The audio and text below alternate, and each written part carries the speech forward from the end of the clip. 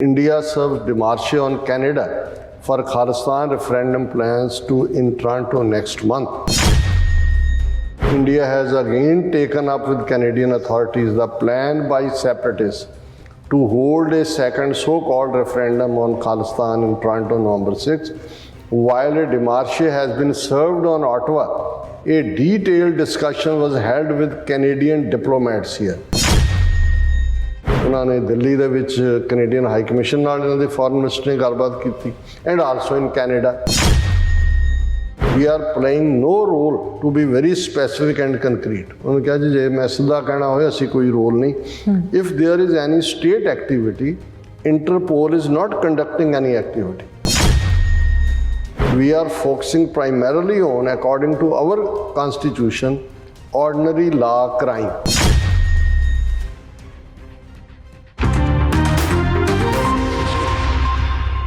Viewers, welcome back to our program. So viewers, ਗੱਲਬਾਤ ਕਰਨ ਜਾ ਰਹੇ ਹਾਂ ਕਿ ਭਾਰਤ ਸਰਕਾਰ ਨੇ ਕੈਨੇਡਾ ਸਰਕਾਰ ਨੂੰ ਇੱਕ ਵਾਰ ਫਿਰ 6 ਨਵੰਬਰ ਨੂੰ ਹੋਣ ਵਾਲੇ ਖਾਲਿਸਤਾਨ ਦੇ ਰੈਫਰੈਂਡਮ ਨੂੰ ਰੋਕਣ ਲਈ ਡਿਪਲੋਮੈਟਿਕ ਡਿਮਾਰਸ਼ੇ ਭੇਜਿਆ ਹੈ। ਇਹ ਭਾਰਤ ਸਰਕਾਰ ਦੇ ਬੋਂਦਲੇ ਹੋਣ ਦਾ ਸਬੂਤ ਹੈ। ਸੋ ਇਸ ਬਾਰੇ ਆਪਾਂ ਗੱਲਬਾਤ ਕਰਨ ਜਾ ਰਹੇ ਹਾਂ। ਸੋ ਅਸੀਂ ਚਾਹਾਂਗੇ ਕਿ ਤੁਸੀਂ ਇਸੇ ਤਰ੍ਹਾਂ ਬਣੇ ਰਹਿਣਾ, ਦੇਖਣ ਸੁਣ ਲਈ ਐਂਡ ਲਿਖਣ ਲਈ ਤੁਹਾਡਾ ਸਭ ਦਾ ਬਹੁਤ ਬਹੁਤ ਸ਼ੁਕਰੀਆ ਜੀ। ਰਾਜ ਸਾਹਿਬ ਕੀ ਵਿਚਾਰਾਂ ਨੇ?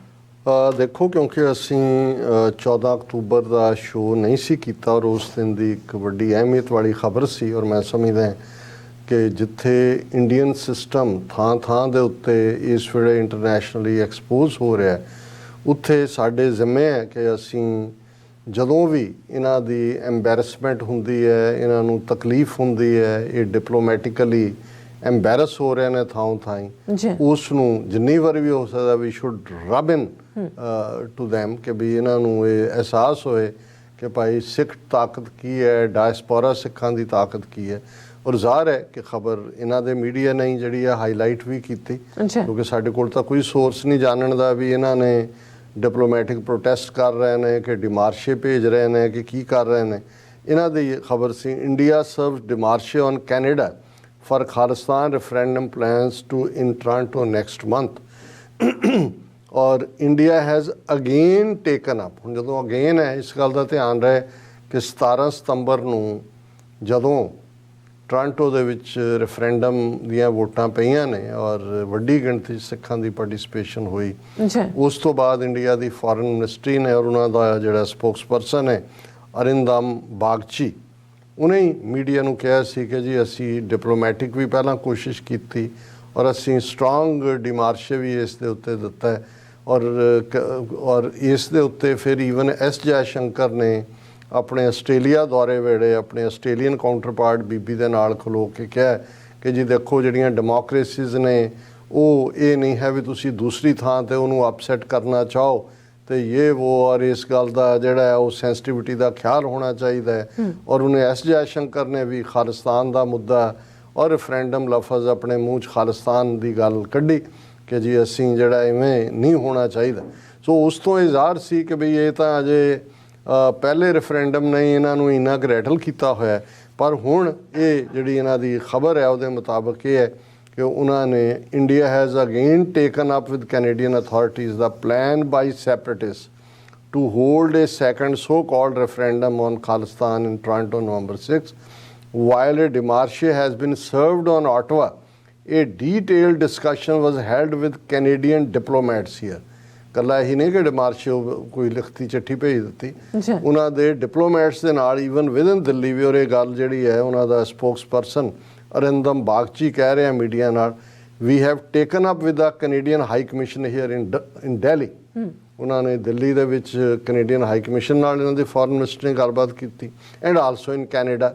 ਇਹਦਾ ਮਤਲਬ ਇਹਨਾਂ ਦਾ ਜਿਹੜਾ ਹਾਈ ਕਮਿਸ਼ਨਰ ਹੈ ਆਟਵਾ 'ਚ ਉਹ ਵੀ ਉਹਨਾਂ ਦੇ ਫੋਰਨ ਆਫਿਸ ਜਾ ਕੇ ਉਹਨੇ ਵੀ ਚੀਕਾਂ ਮਾਰੀਆਂ। ਔਰ ਫਿਰ we will continue to raise this issue New Delhi and Ottawa ਕਿ ਦੋਨੋਂ ਹੀ ਫਰੰਟ ਉਹਨਾਂ ਨੇ ਉੱਥੇ ਉਹਨਾਂ 'ਤੇ ਜਿਹੜਾ ਕੈਨੇਡੀਅਨ ਹਾਈ ਕਮਿਸ਼ਨ ਦਿੱਲੀ 'ਚ ਬੈਠਾ ਹੈ ਉੱਥੇ ਪ੍ਰੈਸ਼ਰ ਬਣਾ, ਇੱਥੇ ਉਹਨਾਂ ਦੇ ਫੋਰਨ ਆਫਿਸ ਦੇ ਨਾਲ ਰਹਿ ਰਹੇ ਨੇ।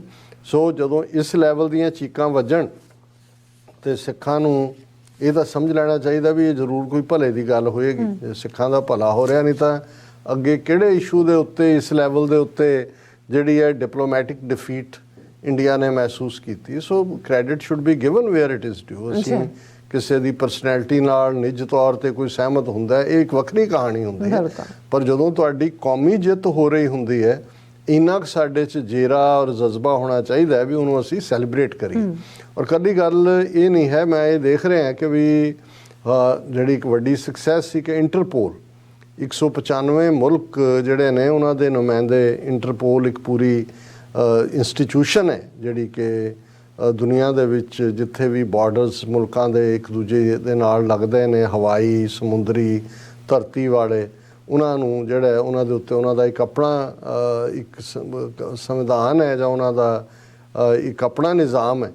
ਔਰ ਮੈਂ ਥੋੜ੍ਹਾ ਜਿਹਾ ਇਸ ਖਬਰ ਨੂੰ ਦੇਖ ਕੇ ਮੈਨੂੰ ਥੋੜ੍ਹੀ ਜਿਹੀ ਪਰੇਸ਼ਾਨੀ ਤਾਂ ਨਹੀਂ ਹੈ, ਲੇਕਿਨ ਮੈਂ ਕੰਸਰਨ ਜ਼ਰੂਰ ਹੈ ਕਿ ਵੀ ਕਿਉਂਕਿ ਜਦੋਂ ਇੰਡੀਆ ਦੀ ਰਿਕੁਐਸਟ ਨੂੰ ਇੰਟਰਪੋਲ ਨੇ ਦੂਸਰੀ ਵਾਰ ਰਿਜੈਕਟ ਕੀਤਾ ਗੁਰਪਤਵੰਤ ਸਿੰਘ ਪੰਨੂ ਦੇ ਖਿਲਾਫ ਰੈੱਡ ਕਾਰਨਰ ਵਾਰੰਟ ਜਾਂ ਅਲਰਟ ਜਿਹਦੇ ਲਈ ਲਫ਼ਜ਼ ਇਸਤੇਮਾਲ ਕਰਨ ਦਾ, ਤੇ ਇੰਡੀਆ ਦੀ ਬਹੁਤ ਵੱਡੀ ਡਿਫੀਟ ਸੀ ਉੱਥੇ ਵੀ। ਔਰ ਇੰਡੀਅਨ ਮੀਡੀਆ ਨੇ ਵੀ ਕਿਹਾ ਦੇਖ ਲਓ ਇਹ ਵਿਸ਼ਵ ਗੁਰੂ ਤੇ ਵਰਲਡ ਪਾਵਰ ਤੇ ਫਲਾਣਾ ਬਣ ਰਹੇ ਨੇ, ਲੇਕਿਨ ਇਹ ਤਾਂ ਈਵਨ ਦੂਸਰੀ ਵਾਰ ਵੀ ਉਹਨਾਂ ਨੇ ਰਿਜੈਕਟ ਕੀਤਾ। ਔਰ ਜਿਹੜੀ ਉਹਨਾਂ ਦੀ ਫਿਰ ਟਿੱਪਣੀ ਸੀ, ਜਿਹੜੀ ਵੀ ਉਹਨਾਂ ਦਾ ਕਮਿਸ਼ਨ ਬੈਠਦਾ ਹੈ ਜਦੋਂ ਵੀ ਕੋਈ ਮੁਲਕ ਰਿਕੁਐਸਟ ਕਰਦਾ ਹੈ, ਉਹਨਾਂ ਨੇ ਕਿਹਾ ਜੀ ਵੀ ਬਿਲਕੁਲ ਇਹ ਜਿਹੜਾ ਪਾਰਟ ਹੈ ਉਹਦੇ 'ਚ ਉਹਨਾਂ ਨੇ ਈਵਨ ਜਿਹੜੇ ਯੂਨਾਈਟਿਡ ਨੇਸ਼ਨਸ ਦੇ ਐਕਸਪਰਟ ਸੀ ਉਹਨਾਂ ਨੇ ਇੰਡੀਅਨ ਕਾਨੂੰਨ ਕੋਟ ਕੀਤੇ ਕਿ ਭਾਈ ਕਿਵੇਂ ਜਿਹੜਾ ਉਹਦੇ ਥੱਲੇ ਜਿਵੇਂ UAPA ਹੈ ਉਹਦੇ ਥੱਲੇ ਮਾਈਨੋਰਟੀਜ਼ ਨੂੰ ਹਰਾਸ ਕੀਤਾ ਜਾਂਦਾ। ਔਰ ਦੂਸਰਾ ਉਹਨਾਂ ਨੇ ਮੰਨਣ ਤੋਂ ਇਨਕਾਰ ਕੀਤਾ ਕਿ ਗੁਰਪਤਵੰਤ ਸਿੰਘ ਪੰਨੂ ਜਾਂ ਉਹਨਾਂ ਦਾ ਕੋਈ ਦਹਿਸ਼ਤਗਰਦੀ ਨਾਲ ਤਾਲੁਕ ਹੈ। ਉਹਨਾਂ ਨੇ ਉਹਨਾਂ ਨੂੰ ਪੋਲੀਟੀਕਲ ਐਕਟਿਵਿਸਟ ਦੇ ਤੌਰ ਤੇ ਜਾਂ ਇੱਕ ਐਕਟਿਵਿਸਟ ਦੇ ਤੌਰ ਤੇ ਰੈਕਗਨਾਈਜ਼ ਕੀਤਾ। ਪਰ ਹੁਣ ਜਿਹੜੀ ਖਬਰ ਇਹ ਹੈ, ਹਾਲਾਂਕਿ ਇਹ ਨਹੀਂ ਹੈ ਕਿ ਵੀ ਇਹ ਤਾਂ ਡਿਸਾਈਡ ਤਾਂ ਸ਼ਾਇਦ ਪਹਿਲਾਂ ਹੀ ਹੋਇਆ ਹੁੰਦਾ ਹੈ ਕਿ ਹੁਣ ਇਹਨਾਂ ਦਾ ਜਿਹੜਾ ਇੰਟਰਪੋਲ ਦਾ 90th ਇੰਟਰਪੋਲ ਜਨਰਲ ਅਸੈਂਬਲੀ ਹੈ, ਇਹਦਾ ਮਤਲਬ 90 ਸਾਲ ਹੋ ਗਏ ਨੇ ਇੰਟਰਪੋਲ ਨੂੰ ਹੋਂਦ 'ਚ ਆਇਆ। ਸੋ ਜ਼ਾਹਰ ਹੈ ਕਿ ਆਲਮੋਸਟ ਡਿਊਰਿੰਗ ਦਾ ਸੈਕੰਡ ਵਰਲਡ ਵਾਰ ਹੀ ਆਇਆ ਹੋਏਗਾ ਜਦੋਂ ਅਸੀਂ 90 ਸਾਲ ਕਹਿੰਦੇ ਹੋ, 1930 'ਚ ਬਣਿਆ ਹੋ, ਪਰ ਇਹ ਵੱਧਦਾ ਚਲਾ ਗਿਆ। ਇਸ ਵੇਲੇ 195 ਦੇਸ਼ ਇਸ ਦੇ ਮੈਂਬਰ ਨੇ। ਪਰ ਜਿਹੜਾ ਕੰਸਰਨ ਹੈ ਮੇਰਾ ਕਿ ਵੀ ਇਹ ਜਿਹੜੀ ਇੰਟਰਪੋਲ ਦਾ 90th ਸੈਸ਼ਨ ਹੈ ਇਹ ਦਿੱਲੀ ਦੇ ਵਿੱਚ ਹੋਣ ਜਾ ਰਿਹਾ 18 ਅਕਤੂਬਰ ਨੂੰ। 195 ਦੇਸ਼ਾਂ ਦੇ ਜਿਹੜੇ ਪ੍ਰਗਤੀ ਮੈਦਾਨ ਦੇ ਵਿੱਚ ਹੋਏਗਾ।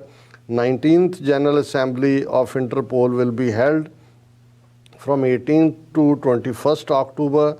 The meeting will be attended by delegates from 195 Interpol member countries comprising ministers, police chiefs of all countries, heads of National Central Bureau and senior police officers, Prime Minister Office said in a statement. ਇਹ ਮੋਦੀ ਦਾ ਦਫ਼ਤਰ PMO ਕਹਿ ਰਿਹਾ ਕਿ ਜੀ 195 ਮੁਲਕਾਂ ਦੇ ਜਿਹੜੇ Interpol ਦੇ ਹੈੱਡ ਨੇ ਜਿਨ੍ਹਾਂ ਨੂੰ ਮੈਂ ਗਿਣਾਇਆ ਇਹ ਉੱਥੇ ਹੋਣਗੇ ਔਰ ਉਹਨਾਂ ਨੂੰ ਜਿਹੜਾ ਉਹ ਮੋਦੀ ਐਡਰੈਸ ਕਰੇਗਾ। ਔਰ ਭਾਰਤ ਦੇ ਵਿੱਚ 25 ਸਾਲ ਬਾਅਦ ਇਹ ਇਸ ਕਿਸਮ ਦੀ ਅਸੈਂਬਲੀ ਹੋਣ ਜਾ ਰਹੀ, ਯਾਨੀ 25 ਸਾਲ ਪਹਿਲਾਂ ਹੋਈ। ਔਰ ਉਹਨਾਂ ਨੇ ਕਿਹਾ ਜੀ ਇਹ ਕੋਇਨਸਾਈਡ ਕਰ ਰਹੀ ਹੈ ਕਿ ਇੰਡੀਆ ਦੀ 75th ਇੰਡੀਪੈਂਡੈਂਸ ਸੈਲੀਬ੍ਰੇਸ਼ਨਸ ਵੀ ਨੇ। ਔਰ ਇਵੈਂਟ ਜਿਹੜੀ ਹੈ ਓਪਰਚੁਨਿਟੀ ਹੋਏਗੀ ਦੱਸਣ ਦੇ ਲਈ ਕਿ ਭਾਰਤ ਦਾ ਲਾ ਐਂਡ ਆਰਡਰ ਸਿਸਟਮ ਜਿਹੜਾ ਹੈ ਉਹ ਕਿੰਨਾ ਇਫੈਕਟਿਵ ਹੈ, ਇਹ ਪ੍ਰਾਈਮ ਮਿਨਿਸਟਰ ਆਫਿਸ ਕਹਿ ਰਿਹਾ। ਔਰ ਇਹ ਜਿਹੜਾ ਹੈ ਉਹਨੂੰ ਇਨੋਗਰੇਟ ਜਿਹੜਾ ਅਸੈਂਬਲੀ ਨੂੰ ਮੋਦੀ ਕਰੇਗਾ। ਔਰ ਫਿਰ ਅਮਿਤ ਸ਼ਾਹ ਜਿਹੜਾ ਉਹਦਾ ਵੈਲੀਡਿਕਟਰੀ ਫੰਕਸ਼ਨ ਜਿਹੜਾ ਉਹ ਜਿਹਨੂੰ ਕਨਕਲੂਜਨ ਵਾਲਾ ਹੋਣਾ ਉਹ 21 ਅਕਤੂਬਰ ਨੂੰ ਉਹਨੂੰ ਐਡਰੈਸ ਕਰੇਗਾ। ਹੁਣ ਇਹ ਕਿਉਂਕਿ ਜੇ ਹੁੰਦਾ ਤਾਂ ਜ਼ਾਹਰ ਹੈ ਕਿ ਵੀ ਇਸ ਮੌਕੇ 'ਤੇ ਇੰਟਰਪੋਲ ਦੇ ਉੱਤੇ ਅਗੇਨ ਦਬਾਅ ਬਣਾਉਣ ਦੀ ਕੋਸ਼ਿਸ਼ ਕੀਤੀ ਜਾਏਗੀ। ਜੇ ਇਸ ਲੈਵਲ ਦਾ 195 ਦੇਸ਼ਾਂ ਦੇ ਹੈੱਡ ਆਫ ਸਟੇਟਸ ਜਿਹੜੇ ਪੁਲਿਸ ਚੀਫ ਔਰ ਦੂਜੇ ਤੀਜੇ ਜਾ ਰਹੇ ਨੇ, ਹਾਲਾਂਕਿ ਇੰਟਰਪੋਲ ਦੇ ਉੱਤੇ ਪਹਿਲਾਂ ਹੀ ਇੰਡੀਆ ਨੇ ਸਵਾਲ ਚੁੱਕੇ ਨੇ। ਔਰ ਇਹੀ ਕਾਰਨ ਹੈ ਕਿ ਵੀ ਉਹਨਾਂ ਦਾ ਜਿਹੜਾ ਸੈਕਟਰੀ ਜਨਰਲ ਹੈ ਉਹਨੇ ਇੱਕ ਪ੍ਰੈਸ ਕਾਨਫਰੰਸ ਦੇ ਵਿੱਚ ਕਿਹਾ Interpol not playing any role in curbing state sponsored terrorism says secretary general. ਔਰ ਉਹਨਾਂ ਨੇ ਕਿਹਾ ਜੀ ਕਿ the international criminal police organisation is focused primarily on ordinary law crimes says Stock. ਜਿਹੜਾ ਉਹਨਾਂ ਦਾ ਸੈਕਟਰੀ ਜਨਰਲ ਹੈ ਉਹਦਾ ਨਾਂ ਜਰਗਨ ਸਟਾਕ ਹੈ। ਉਹਨੇ ਜਿਹੜੀ ਹੈ ਪ੍ਰੈਸ ਕਾਨਫਰੰਸ ਕੀਤੀ ਔਰ ਉਹਦੇ 'ਚ ਉਹਨਾਂ ਨੂੰ ਇੰਡੀਆ ਨੇ ਵੀ ਦਬਾਅ ਬਣਾਇਆ, ਹੋਰ ਵੀ ਉਹਨੂੰ ਚਾਹੁੰਦੇ ਨੇ ਸਿਆਸੀ ਜਿਹੜੇ ਲੋਕ ਐਕਟਿਵ ਨੇ ਉਹਨਾਂ ਨੂੰ ਚੁੱਕ ਕੇ ਹਵਾਲੇ ਕਰੋ ਜਾਂ ਉਹਨਾਂ ਦੀ ਟਰੈਵਲਿੰਗ ਬੰਦ ਹੋਵੇ। ਉਹਦੇ 'ਚ ਉਹਨੇ ਕਿਹਾ we are playing no role to be very specific and concrete. ਉਹਨੇ ਕਿਹਾ ਜੀ ਜੇ ਮੈਂ ਸਿੱਧਾ ਕਹਿਣਾ ਹੋਏ ਅਸੀਂ ਕੋਈ ਰੋਲ ਨਹੀਂ। If there is any state activity Interpol is not conducting any activity, ਅਸੀਂ ਉਹਦੇ 'ਚ ਇਨਵੋਲਵ ਨਹੀਂ ਹੁੰਦੇ।